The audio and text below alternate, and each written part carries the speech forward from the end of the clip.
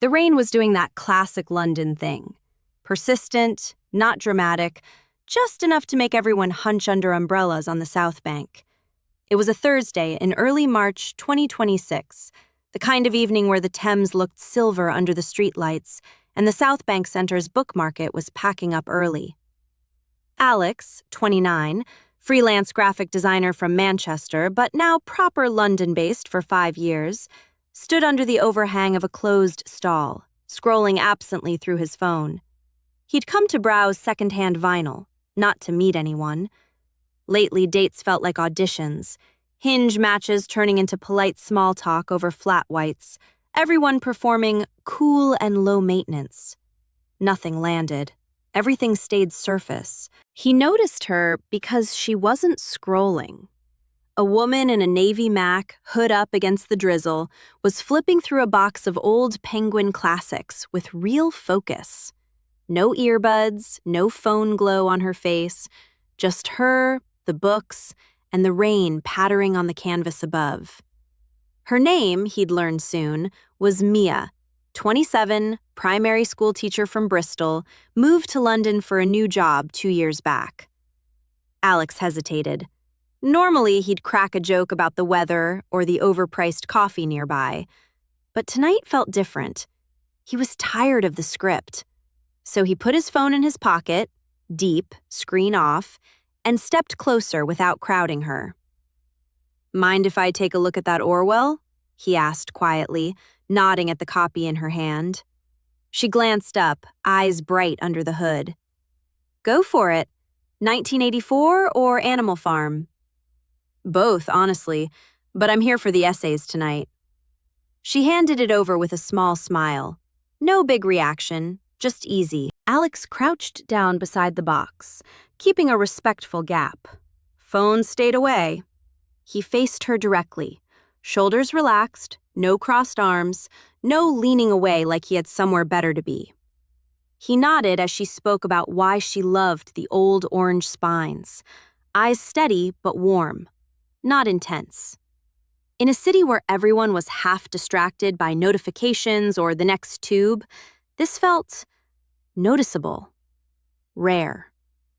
That was minute 1, presence. Mia felt it immediately. Most guys on apps or at pubs were already elsewhere, checking messages mid-sentence, eyes darting, but this stranger was here, fully. No fidgeting, no agenda in his posture.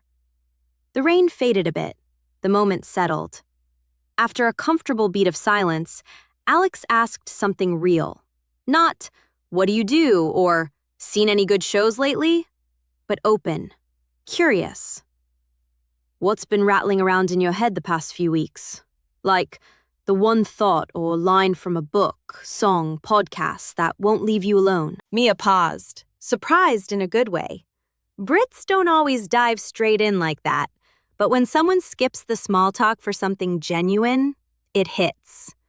She thought for a second.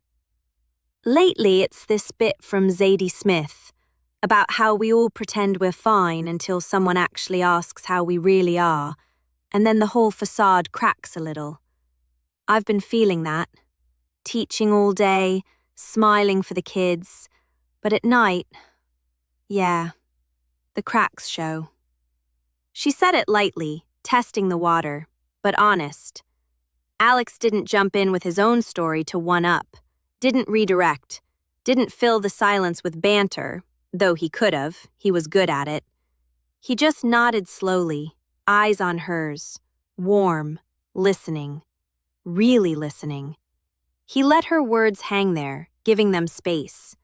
That was minute 2, curiosity. Mia kept going, about how the kids' energy kept her going but drained her too, how she missed Bristol's slower pace sometimes, how she wondered if she was running toward something or away from it. She laughed once. "God, sorry, that's heavy for a rainy book stall." But he shook his head. "Not heavy, just real. I'm glad you said it." No interruption, no fixing, just holding the space while the rain drummed on. The market was closing, vendors folding tables, but neither moved. The string lights above flickered on, reflecting in puddles. Then the shift that changed it. Alex felt the old pull, to crack a sarcastic joke, to seem effortlessly witty. Instead, he let the mask slip. "Look, full disclosure, I'm nervous right now," he said, voice even but softer. "I've spent years being the guy who's always got a quick line, always sorted. But most days I feel like I'm just keeping up appearances. Sitting here, actually listening without planning my next clever reply, it's scary. But it also feels better than faking it." He gave a small, self-deprecating shrug. No drama, just truth. Mia's expression softened.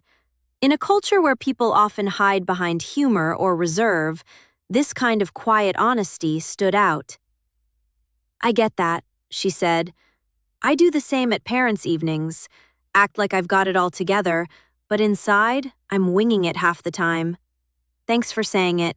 Makes me feel less alone in the pretending." That was minute 3, authenticity. Masks down.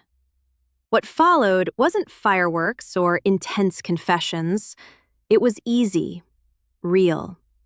They talked about the quiet fears, of burning out in the city, of never quite belonging, of wanting connection but fearing the vulnerability it takes.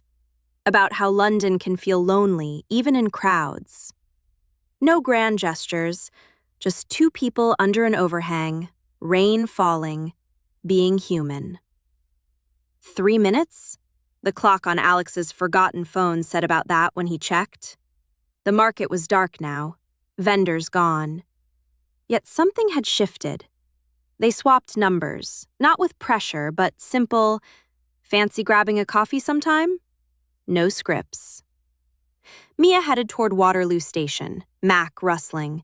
Alex lingered a moment, lighter. Not because he'd scored, but because he hadn't performed. Weeks blurred into months.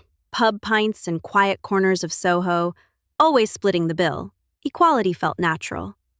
Walks along Regent's Canal on rare sunny days.